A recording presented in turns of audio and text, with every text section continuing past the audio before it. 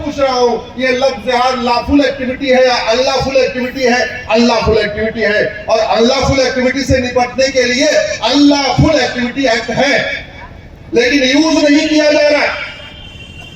Use इसलिए नहीं हो रहा है कि इसके ऊपर विधानसभा में चर्चा नहीं होती या लोकसभा में चर्चा नहीं होती। इसलिए आपके विधायक जी युवा है और बड़ा क्षेत्र का ध्यान रखते हैं, तो मैं तो कह रहा हूं सबसे शुरुआत अपने क्षेत्र में कराइए। आपके क्षेत्र में अगर एक भी हमारी बेटी लव जिहाद की शिकार हो, उनके खिलाफ सीधे यूएपीए लगवाइए।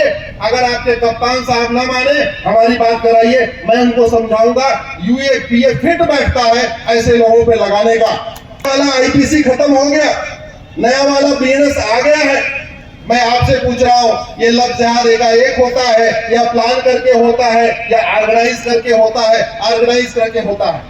पहले पहचान छुपाई जाती है, फर्जी नाम से इंस्टाग्राम अकाउंट बनाया जाता है, फर्जी फोटो लगाई जाती है, फिर कलावा पहना जाता है, फिर तिलक लगाया जाता है। पूरा झूठ पाखंड प्लान में होता है, ऑर्गेनाइज तरीके से होता है। ऑर्गेनाइज तरीके से जो क्राइम किया जाता है, उससे निपटने के लिए हमारे अधिवक्ता बंधु भी यहाँ बहुत सारे बैठे हैं। बीएनएस का सेक्शन 111 देखें, सेक्शन 111 में साफ साफ लिखा हुआ है ऑर्गेनाइज क्राइम। हालांकि इसमें कानून में बस थोड़ी कमी रह गई, इसमें यह नहीं लिखा कि लव जिहाद ऑर्गेनाइज क्राइम है, लेकिन इसको अब हमें घोषित कराना पड़ेगा। लव जिहाद वेजिंग वॉर है।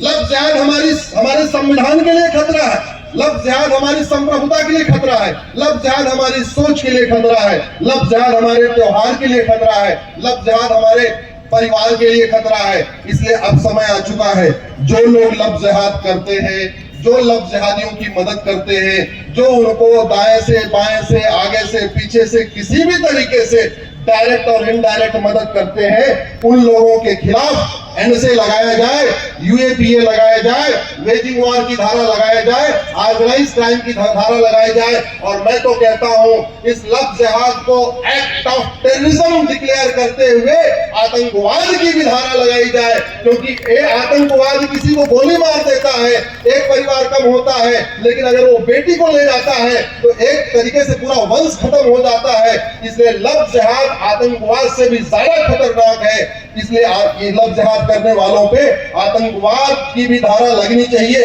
जो इनको बाहर से फंडिंग करते हैं, इनको भी पकड़ना चाहिए, चाहे वो एफसीआरए के जरिए फंडिंग करते हैं, चाहे हवाला के जरिए फंडिंग करते हैं, चाहे बैंकों के जरिए फंडिंग करते हैं। और अब समय आ चुका है, इनका narco polygraph brain mapping test करके इनको 1 साल के अंदर सजा मिले। आज मैं इस पवित्र भूमि पे कह के जा रहा हूं, जिस दिन ये लव जिहाद करने वाले और इनके मददगारों का narco polygraph brain mapping test करके इनकी प्रॉपर्टी जब्त होना शुरू होगी, इनकी नागरिकता खत्म होना शुरू होगी और इनको साल भर के अंदर आजीवन कारावास फांसी देना शुरू कर देंगे, उस दिन 90% लव जिहाद खत्म हो जाएगा।